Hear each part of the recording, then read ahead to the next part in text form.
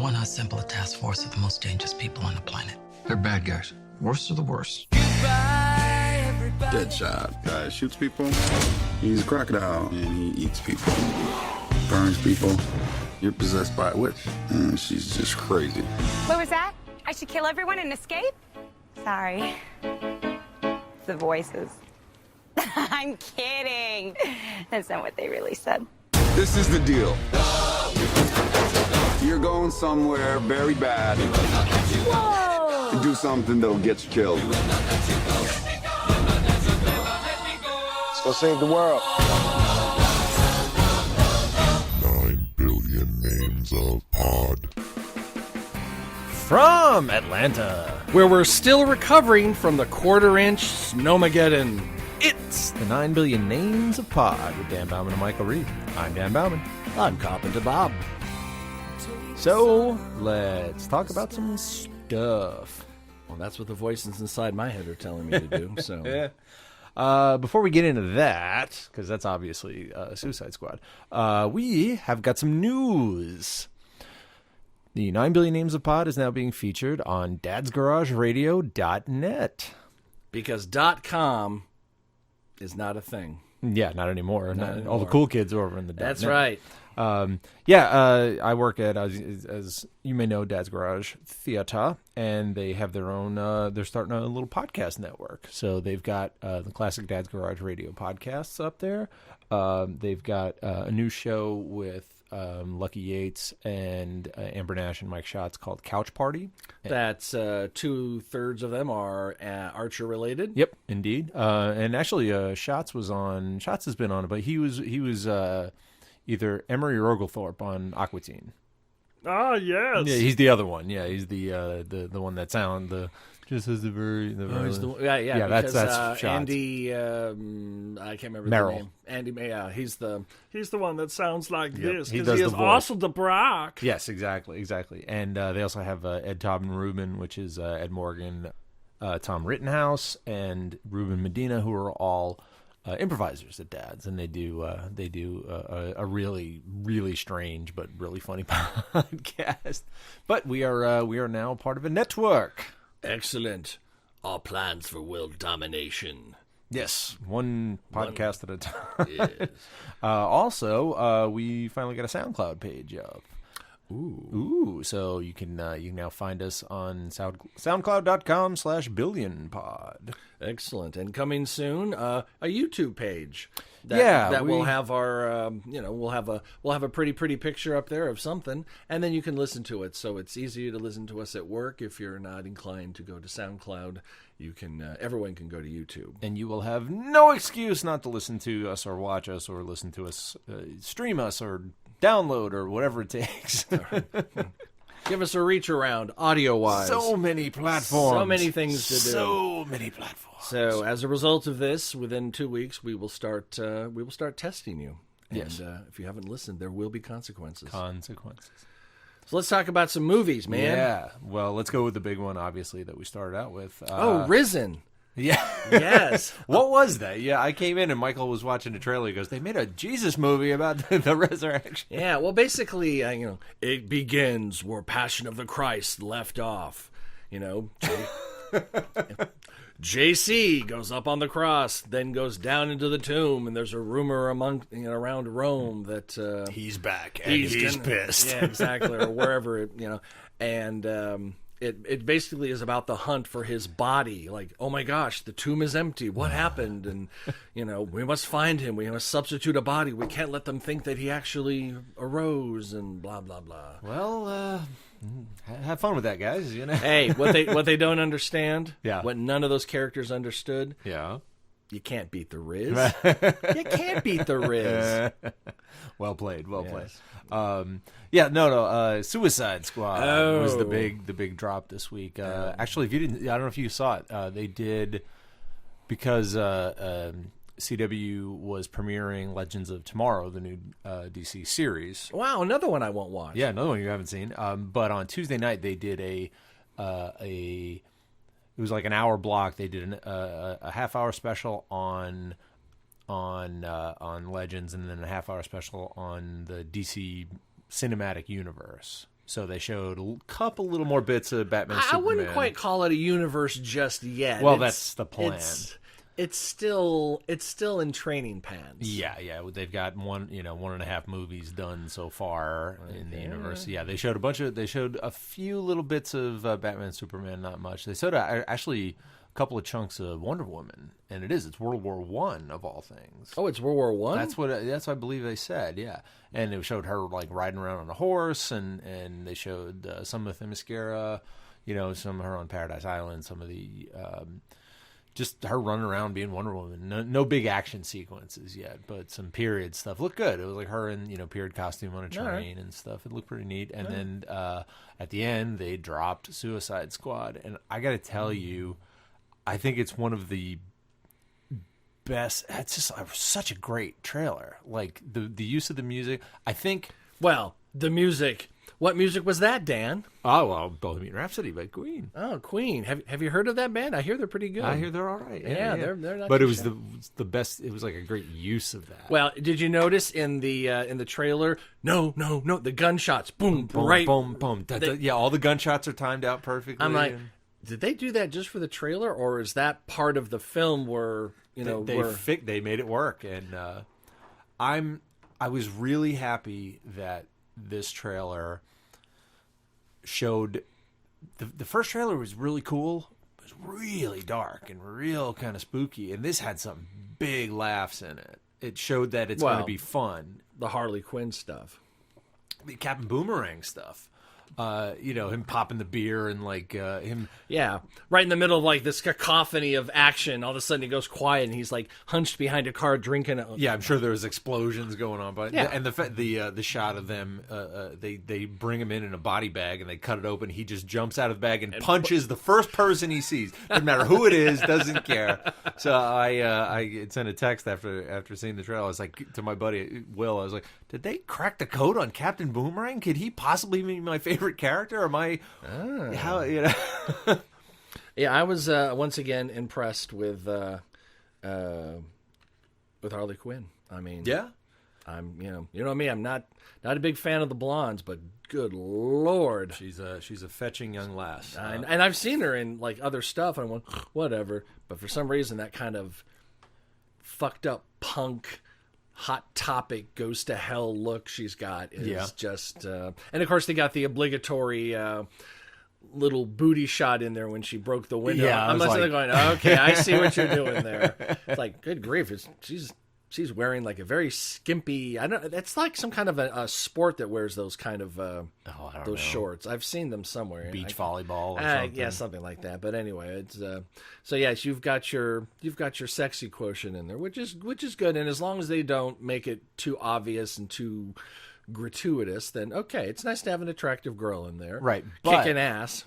But I think she's got it locked because almost every picture you see of her in the movie, because I had that shot on my as my cover photo. On the booty shot. No, it wasn't the booty shot. Okay. No. It was a shot of the whole team. Right. And the one thing I noticed was, Rick Flag and Deadshot look real serious, and Captain Boomerang looks scared, and Croc looks mean, and Inferno looks mean, and she's smiling or laughing in every scene in that trailer, and I was like, she knows what she's doing. She's got it. She's got it locked. And did you notice one of the shots of her? One of the only shots of her and the Joker together. He's lifting her up out of the white milky fluid that is whatever. Yeah. It looks like makeup's running all over the place. It's either that could be one of two things. Is that their bonding moment where it's like you? It's either the end of the movie, all right, or it's a riff on her origin story. Okay. Because they kind of, from what I understand in the comics in the New 52. They revamped her origin a little bit and made it a little more like Nicholson Joker, like with falling in the chemicals and stuff. I mean, like overacting and no, yeah. Wait till they get a load of me. No. What's the greatest Nicholson line from that film? Come on, you know boop, what it is. Boop. Poor old Jack. What? This town needs an enema. Or, a close second, Yeah. never rub another man's rhubarb. Yeah. I don't know what that means, but I believe it to the core of my being. I agree. Yeah. I'm never gonna rub another man's rhubarb.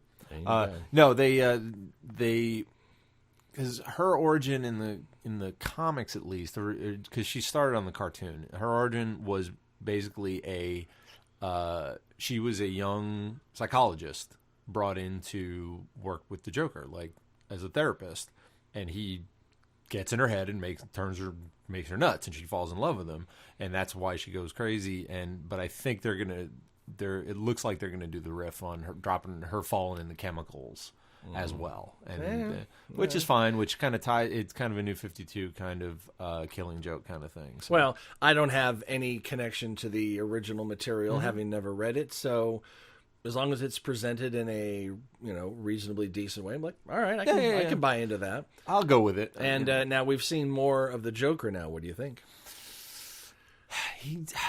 I don't know. I'm like, some of it is like, man, he looks cool and scary and fucked up, and some of it's like, God, that's all over the. I don't know. I don't know. I have a feeling that the decision on that is going to have to be made watching the film. Yeah, of course. I mean, we've already gone, all right, Affleck's doing okay with Batman. I'm feeling okay about it. Yeah. Not so much with... Although there was a quote I read recently that said, doing the Joker, Leto said, doing the Joker was like giving birth out of my dick hole.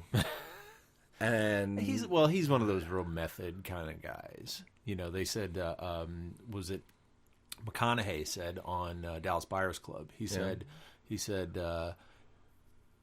they asked him, how was Jared Leto like? He goes, I don't know. I never met him.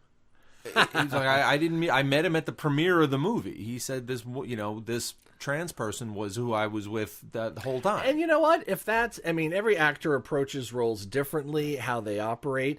If what gets the best performance out of you is you show up first day on set and you are your character and you never drop it, it might be noteworthy for the tabloids. You go, he never dropped character. But if you're able to put that up on the screen and make it work, yeah, I think that's perfectly fine. Whatever gets you there. But there are other actors who are like, sitting around talking, oh, really? And whoop, I'm now Hannibal Lecter. Exactly. And then jumps right out of it. And they hear sometimes actors, they need about a 2-month decompression period after a film because they need to shake this character off. I remember Kevin Smith was telling a story about when they did Red State. And he said, like, they were getting near the end, and he was talking to Michael Parks, who played the heavy in that, the preacher. And he said, Kevin said, I'm kind of sad that the movie's almost over. And Parks said, I can't wait for this to be done. He was like, why? He goes, I got to get that guy out of my head. Yep. And you think about it, it's like you have to do a performance like that. You have to get in that guy's head, and you have to be that guy. And, right. And for some people, it's academic. Like, all right, I am now going to do this and do it well. Other actors, no, I'm putting me on the shelf. Yeah. And this is just going to be me for a while. And sometimes it's a fun character, and you're happy to do it. And other times, oh God, I have to be Hitler for another 2 weeks of shooting. Yeah. Yeah. So speaking of Hitler, I got to see old Hitler in The Man in the High Castle. Oh, did you? They finally showed old Hitler. His fashion sense didn't change. Really? His little lip invasion up there is still the same little Hitler mustaches, gray. Same horrible haircut, just now gray. So, how was that show? Was it good? Complicated as fuck. Really? I probably need to watch it. I haven't read the original, the source material by Philip K. Dick. I think I'm going to read it, and then because I'm not understanding a lot of stuff in that. Maybe I just wasn't watching carefully enough. That was one of the things I thought I could work at my desk and watch, and perhaps I shouldn't have done that. Because I wouldn't have tried with something like that. Yeah, well, there's all of a sudden you're like 30 seconds into a scene, and I'm like, oh shit, they're talking German. I look up and there's subtitles. So I have to because you cannot do anything else while watching subtitled films. You can't. And that's fine. Yeah, I don't mind subtitles. Actually, I'll be honest with you. Sometimes when I'm just watching a regular film, I'll turn on the subtitles because I like that sometimes. Yeah. Something wrong with it. Just with myself. Most other people go, turn that shit off. Yeah, the closed caption and all that. Yeah, I like it, Mm-hmm. So, So we're not 100% there on Leto's Joker yet. I don't know. I just again. Oh, we got what 2 weeks? It's February, isn't it? No, that's August. Oh, what's Batman, coming up Superman, February? Batman. But It's more Deadpool. Deadpool, yeah. Deadpool's February. Well, let's talk about Deadpool. I'm in. Is it possible to get more than 100%? I'm going to go with 147.5% yeah, in. I am so unbelievably in. I mean, just that it looks ridiculous. I know you saw this, but apparently some kid was bitching about not being able to see it, and they were trying to get a PG-13 cut. Right, exactly, and Deadpool actually tweeted to the kid, this film is for big boys and girls. You can't come see my film. Fuck you. Your mother's a whore. Love, Deadpool. Yes, and I'm like. Oh, this is wonderful. Did you see the billboards that they put up? Oh yes, the emoji the skull, the poop, and the L. and at a second, I'm like, what is it? Oh, yeah, they made it look like a romantic comedy. Yeah. Oh yeah. I tell you, that's like a what's it, Nicholas Sparks movie, like the Notebook. Oh or yeah, whatever. exactly. And I tell you, that is marketing done right. Mm-hmm. I mean, that's the kind of marketing campaign that I would have put together for this film. It's genius because it's such a dark horse of a movie. Oh yeah, I I think it's going to do really fucking well. Yeah, I really do. I'm. It's not going to be Avengers numbers or Batman, no. but it's going to be respectable. Yeah, I think it's going to do. It's going to do the. It's going to be the R-rated Guardians of the Galaxy. It's going to show up. Yeah. People are going to be like, this is ridiculous. Well, it's basically like seeing your favorite, super action, hero type film for adults. Yeah. I mean, with the language and the whole bit and the, I'm in. It's more along the lines of Kick-Ass, because Kick-Ass was violent as hell. Violent, and you had, some 12, I can't remember how old she was. Oh, she was like 10. Was she 10? Yeah, she was like 10. Some little kid, Hit girl, talking, filthy. Filthy and like lopping people's heads off and just whooping ass. And there's something about that language coming out of a little girl's mouth as she kicks your ass. Like, I like that. That is awesome. She was amazing in that movie. Well, I remember that one scene. One of the kids was watching her do something on TV, like oh my gosh, I want to marry her. Like, dude, she's like 12. I'll wait. Yeah. I'm like, going, yeah. Okay, well, whatever. Did you watch Kick-Ass 2? You know what? I never did see it. It's okay. It's okay. It's okay. Yeah. I love Kick-Ass so much, and I can't believe I never did get around to it. It was one of those that just got by me. Yeah. Well, there's still kick-assery, obviously. Yep. But it's okay. Diminishing returns, kind of thing. Yeah, exactly. I mean, they did it very well. It was good story and everything, but the newness of it had worn off. So when was it Chloe Grace Moretz? Chloe Grace Moretz, is talking filthy. She's like, what, 16 now? Like, shit, I can go to the mall and listen to that coming out of a 16 year old. It wasn't a shock. Not so much the kick-assery with the language, but it was okay. But yeah, Deadpool is going to be more along the lines of that. And the other thing going around is if you want to see a PG-13 Deadpool, you haven't read the Deadpool. You haven't read Deadpool. Because he's filthy. He's an idiot. I mean, you could do it. And it would be tank. Boring and just why? It's for no one. And I tell you, I love and respect them for going, no, we're doing this R. Yeah, and fighting for it. Yeah, because they totally could have probably done a lot more business, at least opening weekend. Yeah. If they did a PG-13, it'd be available to more people to see. I'm sure they lowballed on the budget. I mean, I'm sure it's a big budget film, but I'm sure they lowballed it just because they know it's going to be more of a cult film. It's gonna do well. I don't know. Well, at least that's what they were aiming for, because they were like, look, we're going to do a Deadpool movie the right way. It's going to be violent, bloody, filthy, and it's not mass appeal kind of thing. It's not. Are you saying Avengers. That art triumphed over commerce? Believe it or not, every now and again, fucking shit. When people who don't work for Disney do Thanks, Obama. Yeah, because this is Fox. This is not Disney. It's Marvel, but it's not Disney. It is Fox. So they're like, we're gonna be over here doing our thing. We'll be making over on Yan. You can be over our on filthy Yan. our filthy little superhero movie, and I have a feeling it's going to do really well. it's going to come out of nowhere. I think. Right. Yeah. I mean, if I didn't even like superhero films, if I didn't even know anything about anything, just watching one of those sassy red band trailers, we're like, this is right up my alley. Who cares about the action? I just want the nasty what the fuck comedy that's coming out of this thing. So I think it's definitely gonna appeal. There's gonna be a lot of girlfriends being drugged to see this. Yeah, absolutely. You know, absolutely. And sometimes the boyfriend will be like, see, look, here's the little thing. And they'll show that gauzy, Nicholas, like, oh, it's a love story. Okay. No. Boy, will she be in for a surprise. And it looks like they went like full comic, because he totally breaks the fourth wall in comic, and he's totally self-aware that it's a comic book, and it looks like they're going for it full on. Good. I like that. There's nothing wrong with breaking the fourth wall if it serves a real purpose. Yeah. And if it works it works. Yeah. So yeah. What else you got? The one I'm kind of baffled by. I guarantee you I know what you're going to say. The Jungle Book. Oh. Okay, have you seen the live-action Jungle Book I have trailer? seen it. Okay, the Jungle Book is one of my favorite Disney movies. Okay, with the songs and and Louis Prima and Phil Harris. Phil Harris. Oh my God! And they're doing Jon Favreau, who can do no wrong in my opinion. He's so money. He's so money. Yeah. He's doing the blend live action CG talking animals version of the Jungle Book. Wow. Hearing Scarlett Johansson's voice come out of a phallic creature.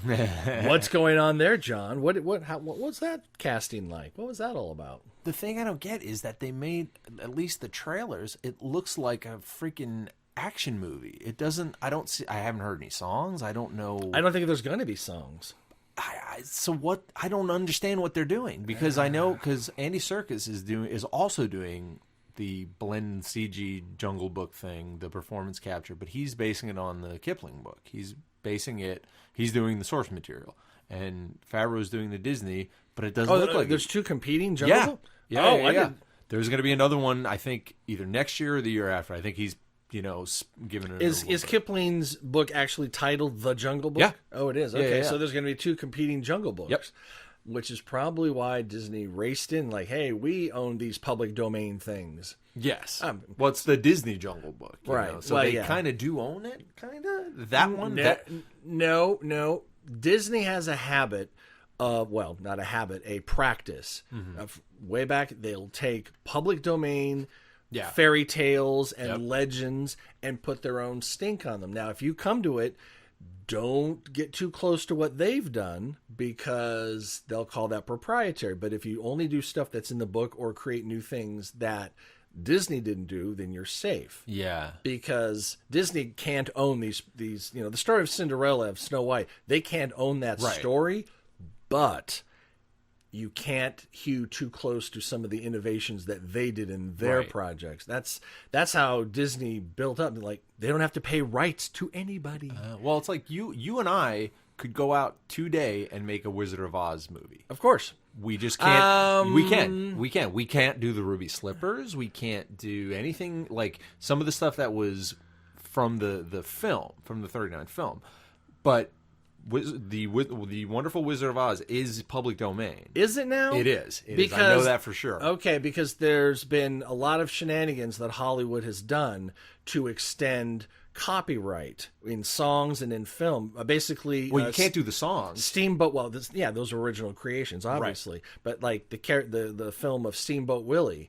One of the early Mickey Mouse cartoons was about to fall into public domain. It's 80 years or something? I think it's 75, 80 years. It was 75 plus the life of blah blah blah whatever, but it was going to fall into it, and they lobbied Congress and they extended it.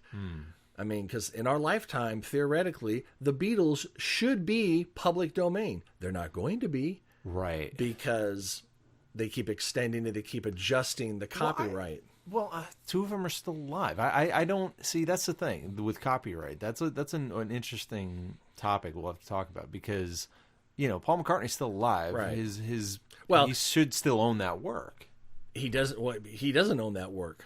He's bought some of it back, but some of those that publishing is owned by, I want to say, Columbia. Is it Sony? No, Sony owns a lot of the. But right. I think Paul McCartney. Remember, Michael Jackson famously outbid Paul McCartney to get the rights to Beatles. I know all that stuff. I just mean in general, the songs he wrote should not go into public domain while he's still alive. Absolutely. Well, that's why. I mean, I'm a firm believer in copyright up to a point. It should be the life of the artist plus a reasonable amount of years. Yeah. So, so his estate can get established, maybe make some money, but, 200 years later and it's still under copyright. No, it needs to pass in the public domain. It does. But that's a whole nother subject. That's a whole other subject. That's a whole nother subject. When you were about to mention the Jungle Book, I thought the curious one that you were going to mention was the Cloverfield sequel. Yes. 10 Cloverfield Lane. They snuck that shit right out. Well, because they filmed under another name. Right. And had nothing, They Blue Harvested it. Yeah, totally. And and by watching successfully. I have an idea of what the story is going to be. Okay. John Goodman, which, where the fuck? I mean, they actually got a named person because there was nobody of any name in the first one, really, at least not at the time. Oh, in the first one, yeah, no. It was all unknowns or people that were unknown at the time that a few of them, I think, may have gone on to do a few things. I think so, yeah. Yeah. But I think he is a freak survivalist that already has an underground bunker when initial Cloverfield shit starts going down. And either during the battle in New York or in the aftermath, somehow he either kidnaps or gives shelter to a couple of kids, like early 20s, whether they're a brother and sister, whether they're a couple, whether they're just unclear. But he's definitely keeping them hostage down there, right? Because of the monster or the government or whatever, whatever redneck Oregon militia Republican bullshit that's going on in his head. And she finds a way to escape, and the trailer ends with don't go up there, don't go up there. Right. And we hear, kaboom from upstairs, the whole place shakes. So you're thinking, is that Cloverfield up there? Well, that's the thing. I think that's the big mystery that they're trying to throw out. It's because I mean, there was no resolution to Cloverfield. It just ended. So there could have been more rampaging. He could be in Kansas by now doing his Cloverfield. Well, that's the thing. Who knows? Is there anything? Did it actually happen? Is there anything going? Are there hundreds of these things that have taken over the earth? You know? Exactly. You don't know what's going on with it. And I think Cloverfield was a damn genius little bit of a film. I really liked it. Some of the unsteady camera. I mean, I know you have to do that to keep. Yeah, but whoa. I am very much not a fan of found footage films. No. I fucking hate them. No. Cloverfield, however, I mean, it works, but I mean, you could have told the story in another way, but then it would have just been like a Godzilla knockoff. So I understand why they tried to do it differently than any other of the big monster battle films. They tried to make it a little more innovative or even relatable, it wasn't the big it didn't. We got to fight the battle. Look over there, we're gonna put a bomb on it, blah, blah, blah. That shot of them running into the subway when the thing is rampaging down, that's terrifying. And it's I mean, I like Cloverfield. I'd watch that again any day. Cloverfield 2, now they got a named star in there, John Goodman. I don't know, because remember, Blair Witch was a big sensation, other found footage bullshit film. I really started the found footage exactly film. But then they did Blair Witch 2, Book of Shadows or whatever, and it was just a conventional. It was a horror movie. It was a conventional film, no found footage, and it was stupid and it didn't work. Right. I mean, not that found footage would have made that film better. They just it was a weak story told badly. Yeah, found footage is fine. It's just been done. It's been done. What are we at? Paranormal Activity 92 by now? Yeah, and the only reason they do those is because they can make them for $1 and then they make 50 mil. I mean, if your budget, I just watched a film called Primer. It's a time travel film, but it's not with no special effects, zero special effects. The art of the film is in the storytelling, right? And from what I understand, from what I read, they shot that for $7,000. Right. And you can tell the picture's grainy. Some of the shots are a little uneven. The audio's a little, but for $7,000, I think it made like 40 million at the box office. Yep. So, I mean, Blair Witch is the most profitable film in the history of films. Yeah. Because it did something like $100 and something million, and they shot it for, less than 100,000 or something like that? Well, that's what Paranormal Activity as well. Right. So when you see something like Avatar, like, oh my gosh, it made $1.7 billion. But yeah, the marketing and the cost to make it, that ate up like a couple 100,000 for each of those, way more than that. Yeah, millions and millions for marketing. So, yeah, the good thing about that is limitations breed creativity. Absolutely. Well, we've talked about that with Doctor Who. Exactly. It's like, we can't build this. Let's make it a room that's the inside of a box that's bigger on the inside. Yeah. Just limitations make you think better. Exactly. And be more creative. And necessity is the mother of invention. Exactly. But they say, like, getting movies made now is nearly impossible. And the only way you can do it is to raise the money yourself. So yes, you have to do it. I know, because the film that was going to be filmed at my house, they lost their backing. You're kidding. It's canceled. Oh, no. It may come back. Well, they got as far as they scouted my house. They mapped it out. The director came in and set up shots and, like, got a shot list together. And then about a week later, like, yeah, we lost our backing. That's another story, too. I mean, you hear that a lot. Yeah, but I mean, the film had Billy Cudrup and Bill Paxton and Ashley Judd attached to it. So, they're not box office powerhouses, but they're names that people know. Yeah. And damn it, I wanted to meet Hudson and Dr. Manhattan, goddammit. Come back to us.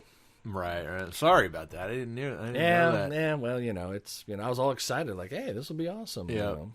Now, my favorite trailer out of the ones that you told me you were going to watch, it's a toss-up, but I think the one that edges it out is Pride and Prejudice and Zombies.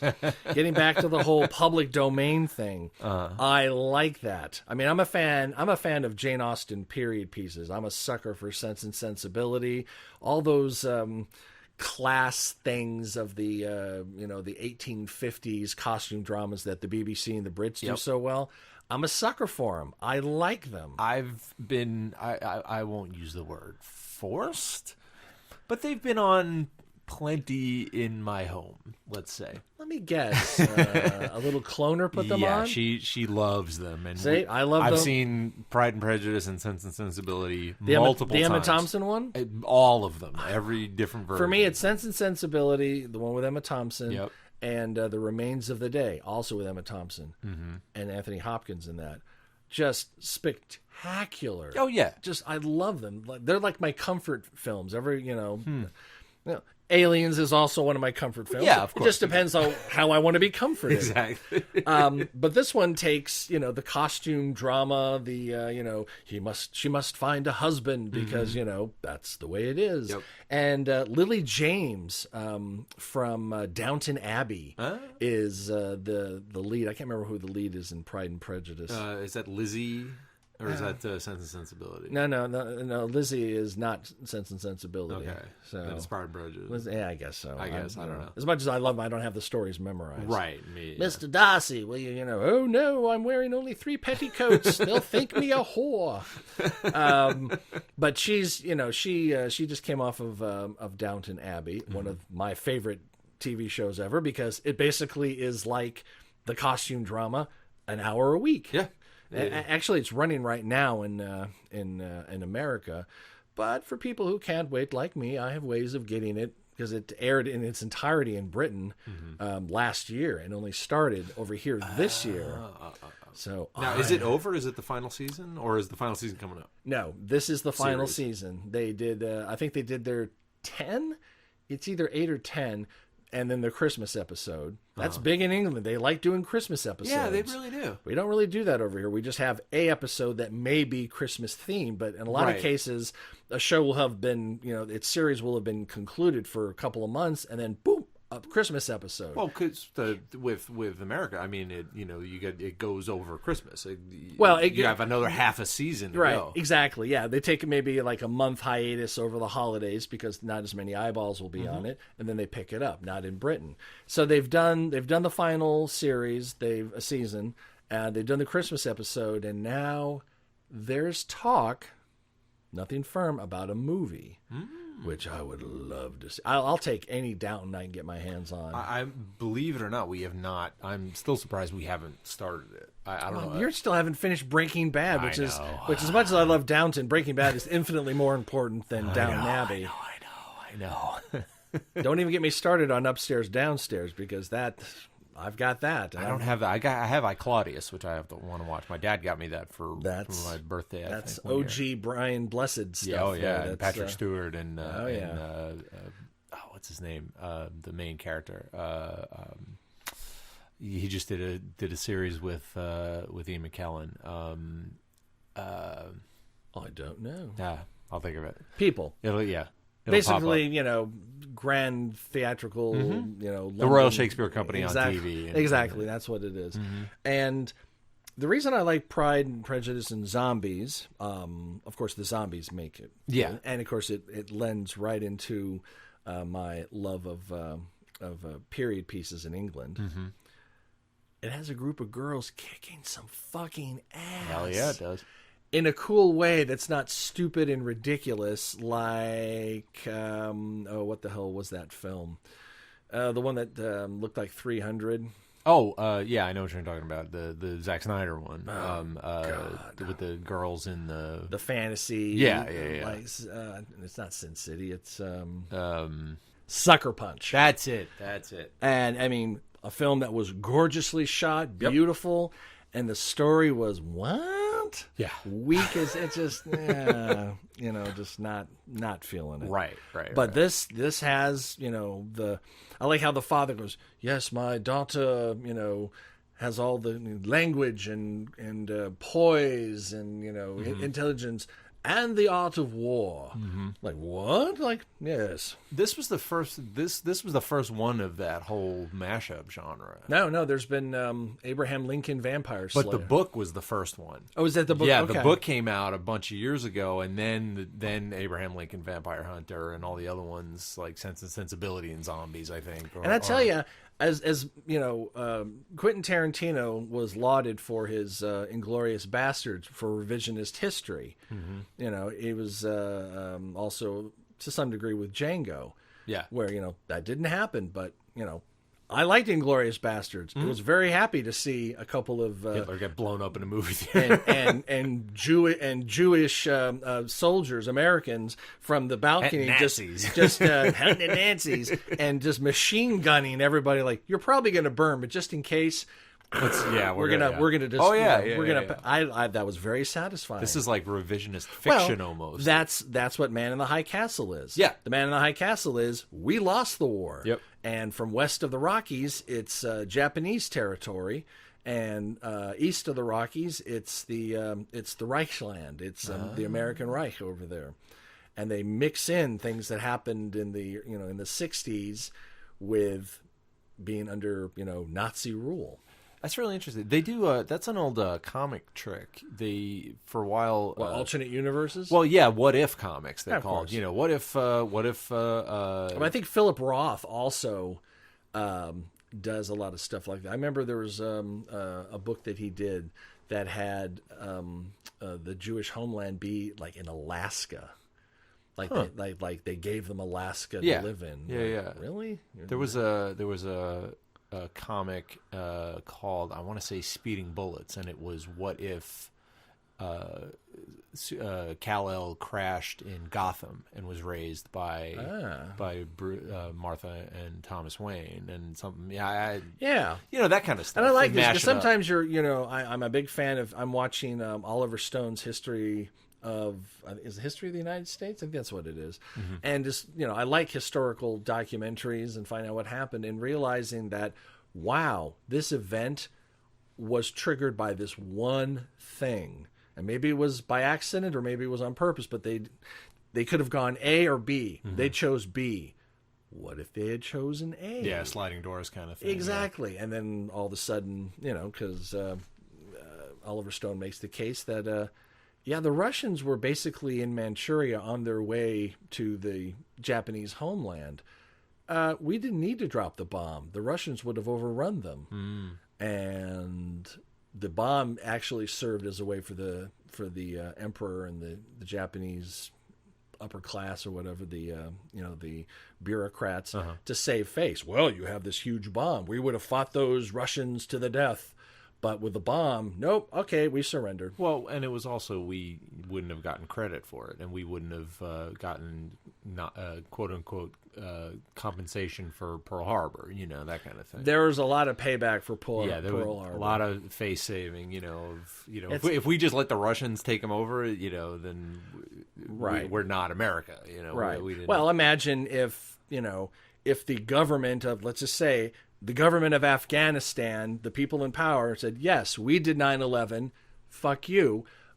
We have a great amount of satisfaction from taking out Afghanistan, not trying to liberate it from the rogue element in there. So that want for payback, we still got it. We're still a warlike we're race. we're not dropping the A-bomb, payback. But But yeah, I'm a fan of taking public domain stuff and giving it a twist. Yeah. Kind of like, remember there was a big hoo-ha about The Wind Done Gone, which was written from the perspective of one of the slaves in Gone with the Wind. Oh, yeah. And I don't think Gone with the Wind is in public domain yet. I don't know. That's a good question. And I think that there was a lawsuit over it. And I think the person who wrote the alternate view of it won the case. But there was an injunction for a while. Because it's derivative. It is derivative. It's like it was presented as like a commentary, like an alternate view. I don't know enough about it. Because there was a sequel. There was a Scarlet book. Was there? Yeah, there was. Written by Margaret Mitchell? No. Commissioned by the... See, so there was a sanctioned sequel. See, that's the thing that I'm, Harlan has said, when I go, nothing, no one picks up my series. Well, he doesn't have a series, but no one picks up any unfinished work. When I'm dead, it's done with. Because, people get a pass sometimes for continuing a series. Christopher Tolkien kind of writes some more stuff. That's a little different. It's... That's still him. That's still family carrying it on. It's not. We're not commissioning someone. Right. V.C. Andrews has been 17 different people by now, or something along those lines. If I were to pick up, it's like, let's do another David Bowie album. I'm going to do a David Bowie album. It'll be the sequel to Black Star. It's the estate has commissioned it. Like, no one would go for that. But when it's a literary piece, you get a pass for it. And I don't understand that. They just did a fourth Girl with the Dragon Tattoo book. And that guy died before the first one blew up. Yeah, I think he was partway through it and someone finished it. Which also doesn't ever work out. Oh, There's a really awful sixth Hitchhiker's Guide to the Galaxy book that was commissioned. I forget what it's called. Not with any of Douglas's notes or input or anything? Maybe. I don't know. That's the thing. I am not a fan of other people continuing. Now, if there's like a movie that was done and like Paul Feig comes in and does a quote-unquote sequel to Ghostbusters. Well, look how many Bond movies there are. Yeah, exactly. There's certain places where, yes, another artist can come in and put their stink on it and continue the story. But something that's a solitary creation. It's like if George R.R. Martin died today, people would be freaking out because they want those books. And who knows, they might hire someone to continue it on. Or he might, like Harlan, it might be in the paperwork saying nope. If when I die, then you're never going to know. It's done. Well, he's already told the high points, the beats of the entire rest of the series to the HBO people. So he had to, yeah. Right, but because this next series they lapped him. They're already up to him. They haven't yet, but they are going to in this next series that they're doing. But it makes it if Rembrandt half painted a picture and then another guy who was really good came along and finished it, would you consider it a Rembrandt? No. So I don't know why, literary projects get a pass when you would never accept that with art or music. People want those characters. People want that property because they love those books so much. You don't get that anymore. And here's me bitching about it, but I thought JJ did a fine job with Star Trek and with the new Star Wars. But again, that's different. Well, hey, let's. George Lucas had his hand in all of the first, the first 6 ones. So I mean, but it's not a book. That's the thing. No, I know you get a pass for certain, and of course, a film is a collaborative effect. There's no. I mean, Scorsese doesn't sit there, act all the parts, light it, film. Right? It's a collaborative thing. Take one thing out of that and put someone else in. It might still work, but writing is such a solitary. Yeah. I mean, written by Stephen King. Period. Or Stephen King and Peter Straub when they did The Talisman. And Black House. You know what I mean. Right? Yeah. That's a solitary thing. You can't get someone else in there to get into. I don't like that. Yeah, and same thing, like I said, with painting. It's not. Oh, what people worked on this painting? Just Salvador Dali. Yeah. Nobody else. No. Why would you? Right. It's a solitary thing. Tough. Film is a collaborative thing. Even if one person holds, the clenched fist over everything, it's still a collaborative event. Yeah. So, tough. Yeah, it's a tough one. Tough. But in the case of Pride and Prejudice and Zombies, it's public domain, and it's adding. They're not trying to continue the story. No, they're just doing a riff on it. They're riffing it. They're basically doing a Wayans Brothers thing, but probably much better. A little more serious, though. It's not a spoof. That's the thing. It's not. It's an action movie. No. I'm sure there's little tongue-in-cheek jokes there, because for people like myself who love those costume dramas and stuff, I'm sure there'll be little nods in there here and there. Yeah, totally. The one movie that doesn't have superheroes or anything, that I'm really looking forward to is Whiskey Tango Foxtrot. That I just watched that trailer before we started recording, and it strikes to me as that kind of being Tina Fey's Good Morning Vietnam. I was thinking the exact same thing. Because it is the exact same thing. A comedy. But you can tell some shit goes down. Right. It's there's some serious stuff going on. And quite frankly, I cannot think of a single thing that Tina Fey has done that I have not liked. Yeah. I mean, absolutely. She's singular genius in her writing and in her performance. I like when the first woman in Afghanistan to drive, and she backs into something like, oh, that's not good for women. Yeah, that sucks for women. It sucks for women. And I like that. I'm all for it. And of course, Harley Quinn is in that film. Margot Robbie's in that. She's got like 3 coming out. She's in the Tarzan movie too. Yes, yeah. Be Jane. Oh, yes, you are. She is Jane. Yeah, and I saw her in the WTF? What the fuck? Yeah, like it's that. brilliant. It's brilliant. Whiskey Tango Foxtrot trailer. I'm like, she's okay. Yeah, well, she's a good actor. I mean, she's okay. It just there's something about that Harley Quinn. I just But I saw that was the first. I watched that trailer a while ago, and then I was revisiting last night, and I watched it again. And I was like, man, I really want to see that movie. Yeah, that looks like a good, solid. And I didn't check the credits, but I think that this wasn't her. She's just an actress in it doing the job. I don't know if she wrote it or not. I have to check the credits.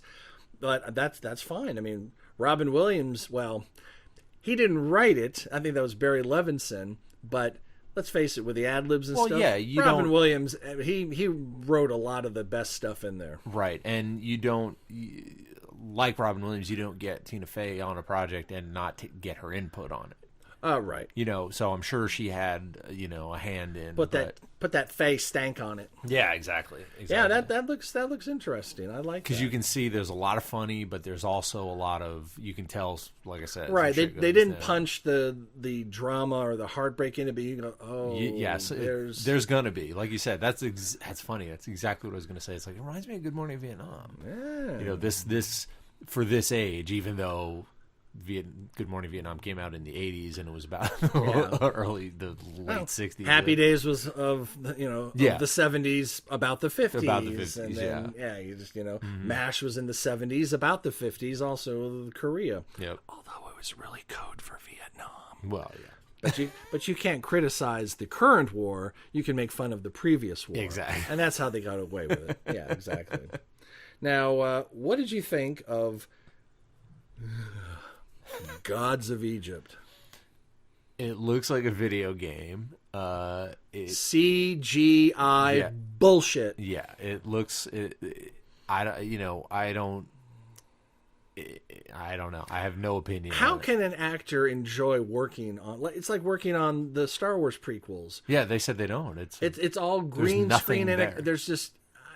I mean, and they say they act to a tennis ball on a stick half the time. And I'm not an actor, so I can't I can't relate. But I'm thinking, it's almost like, hey, I recorded an album. Some people like, what was it like? I don't know. I just did my part and then sent it out, and they put it all together. Yeah, that's post-production. really what it is. So I know I did my part okay. I don't know how it's going to end up once they do all their magic on it.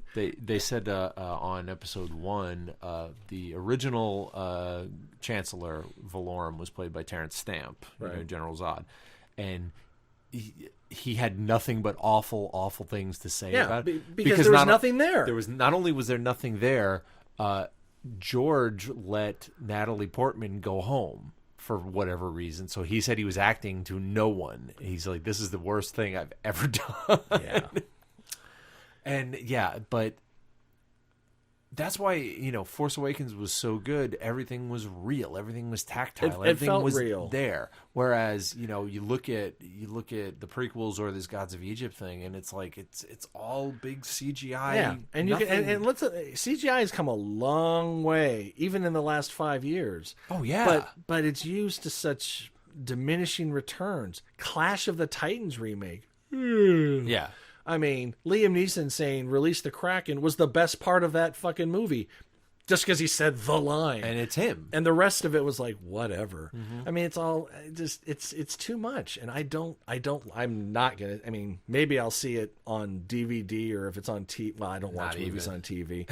I just have no interest. And I think Gerard Butler's in it. He's a solid actor, but I've already seen 300. Yeah, and which they did a sequel to that.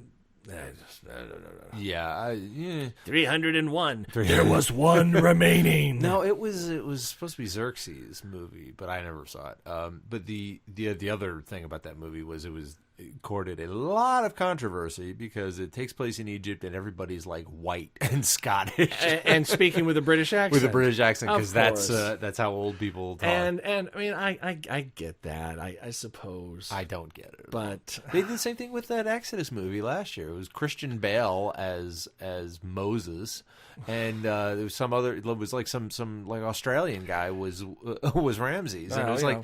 I am Spartacus. Well, if Spartacus actually existed, he would not look anything like that guy. And apparently Americans, as evidenced by Oscars So White, don't want to see people of the right skin tone and nationality play the roles of their people. Yeah. I mean, to me, I understand it, but to me it's the same as doing 12 Years a Slave, and there's some African Americans, but there's some white slaves in there, well, because who cares about what you look like? It's like no. There's certain things that there has to be accuracy. Use Egypt. I mean, if you can't find enough high quality Egyptian actors, I don't know what the market is over there. Use Indian. At least get someone that has a look that can. But no, we have to have, blonde-haired, blue-eyed, white British people playing indigenous, desert dwellers. Right. And, I mean, I get it, and we've been inculcated by the films of the past. Well, here's the thing. You take any movie, any movie that, in romantic comedy, anything, and you can interchange any character with any race and or gender. Generally, it doesn't work the other way. You can't take a period piece in Egypt and put white people in it. Oh, you can, and they do. it's just it's suspension of disbelief and of outrage. You know, that shit has got to stop. I mean, it's not going to. It's not going to. It's got to slowly work. I mean, at least you don't get, you know, Mickey Rooney, Breakfast at Tiffany's. Yes, the racist, the ching chong ching, that exactly. kind of bullshit. That kind of stuff has stopped. The overt racism. We don't have blackface in Hollywood films anymore. Right. Progress, but come on, let's make a little more progress, shall we? Let's. I know. But in theater, when I do A Christmas Carol, the Cratchit family is a mix of white and African American actors. And everyone just understands. They're just, you know, it works.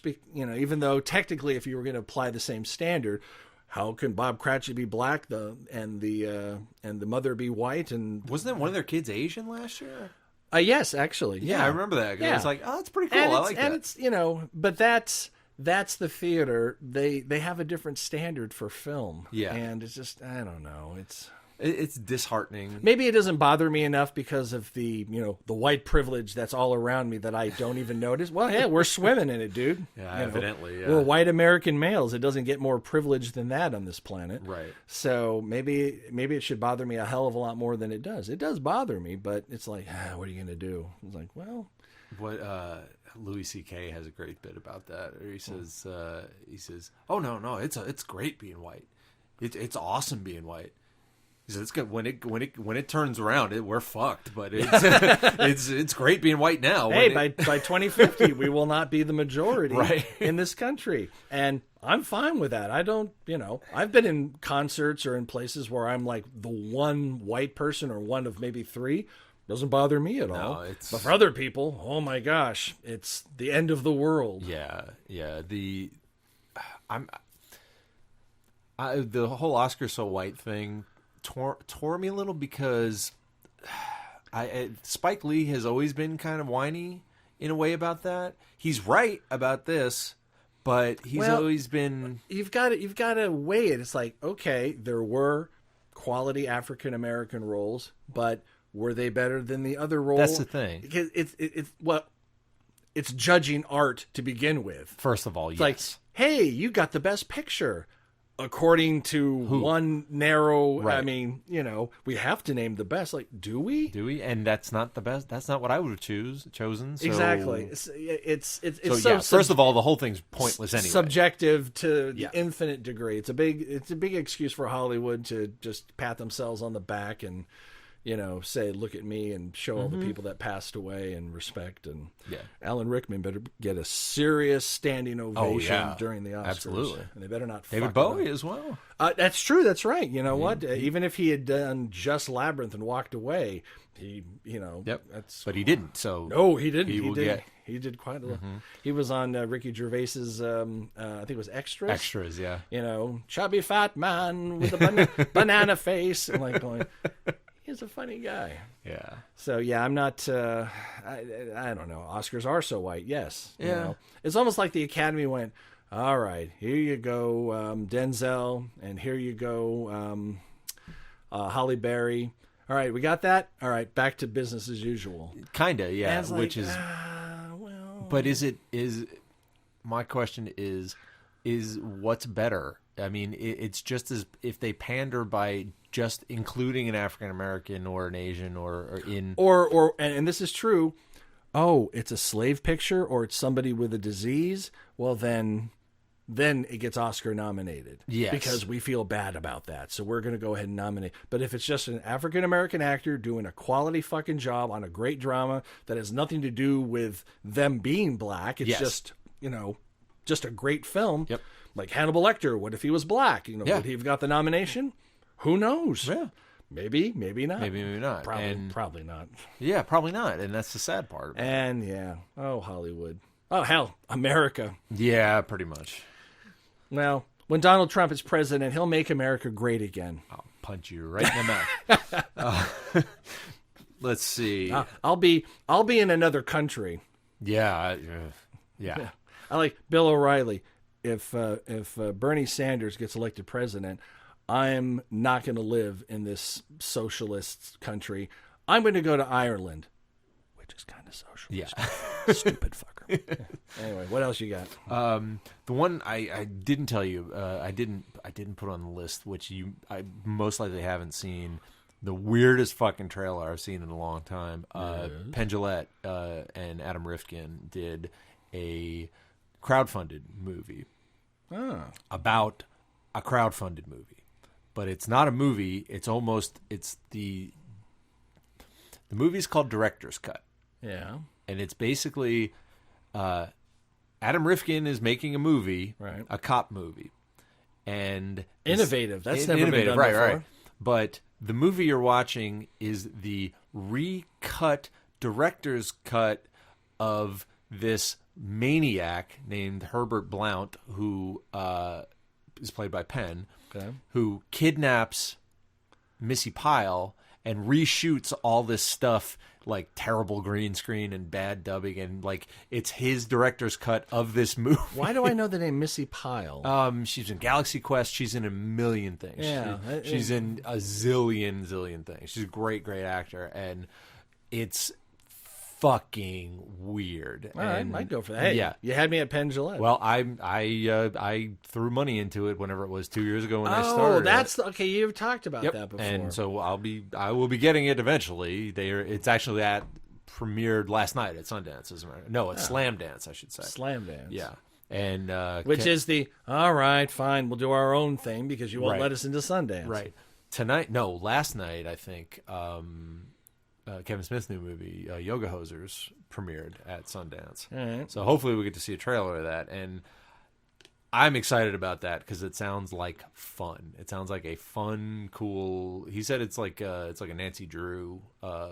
It's like Buffy, kind of. It's the two girls fighting. Do we get Depp back in that ridiculous outfit? We sure do. Oh, wonderful. We sure do. Good for him. And I appreciate that an actor that could command $30 million a film sees a project he likes, like fine, I'll do it for scale or free in my spare time. Yeah, his agent must be like, no, yep. Sorry, you can't get 10% of nothing because I'm doing this because my kid's in it and I want to do it and suck it. Yeah, Kev said he called him up to pitch.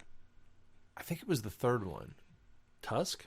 No, because that's how he came on to Tusk. He said, "Listen, I can't do it because I'm doing films, but I got these 4 days in between that if you want me, you got me." He goes, "Yes." Yeah. Well, he called him up to pitch something about him, and he said that picks up the phone and in the Guy Lapointe voice and does the monologue because he loved it so much. He loved having to say those words like Guy Lapointe, and he said, "I just let him go. I let him tell the whole thing."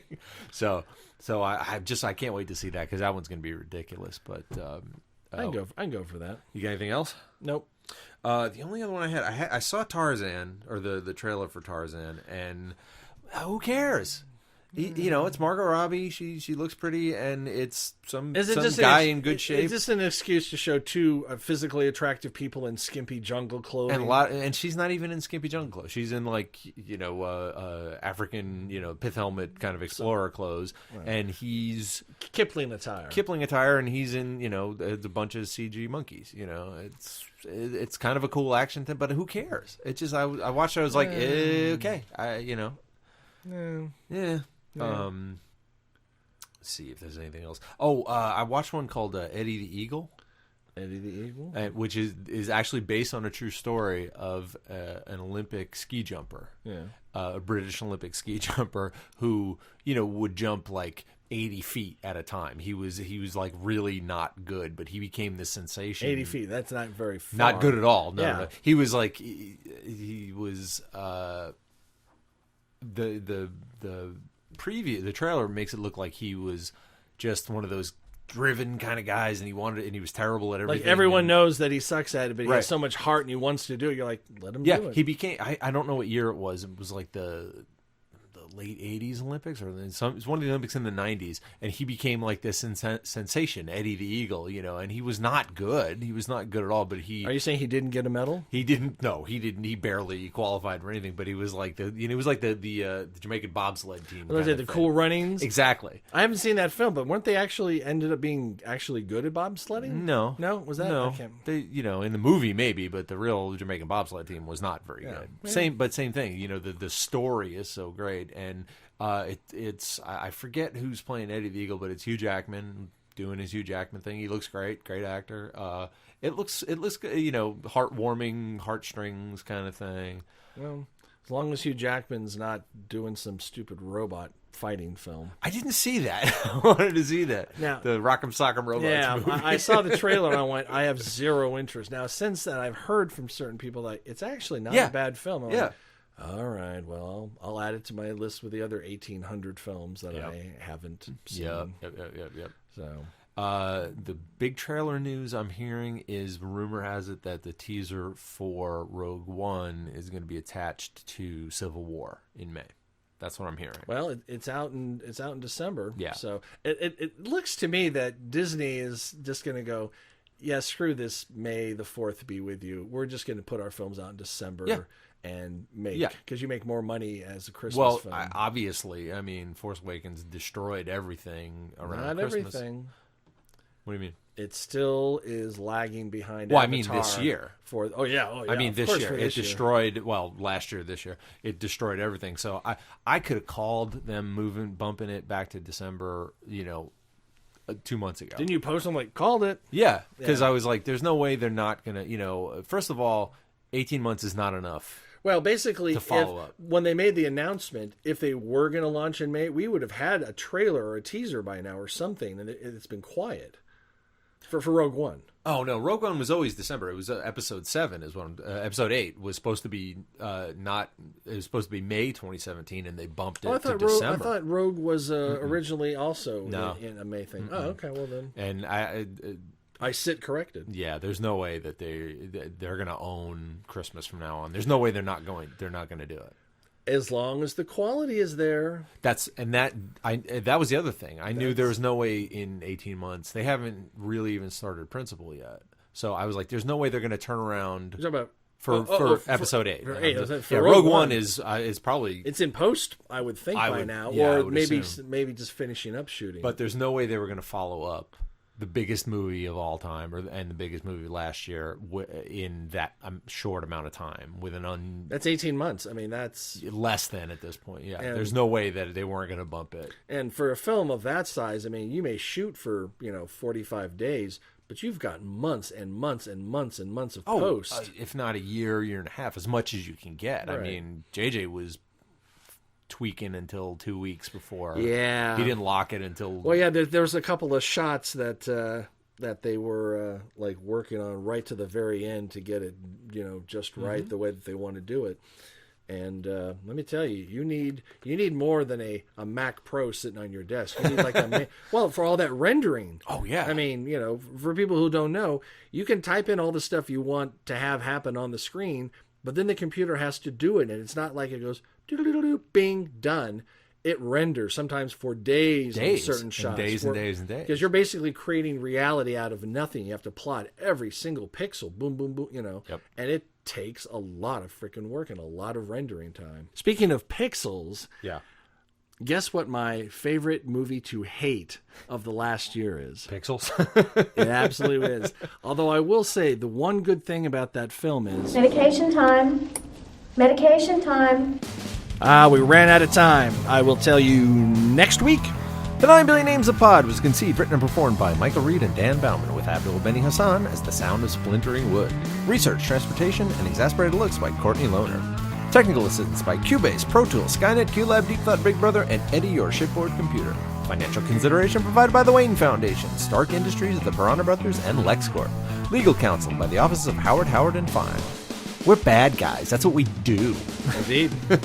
Our intro music was written by Tim Akers. This podcast was sponsored by Deep Shag Records and is a production of Audio Primate. Throw us a couple stars on iTunes, why don't you? Stream us on Stitcher, like us on Facebook, follow us on Twitter, get us on SoundCloud, and find us on dadsgarageradio.net or email us at comlink@billionpod.com. And until this happens again, I'm Dan Bauman. I'm Michael Reed. Allons-y!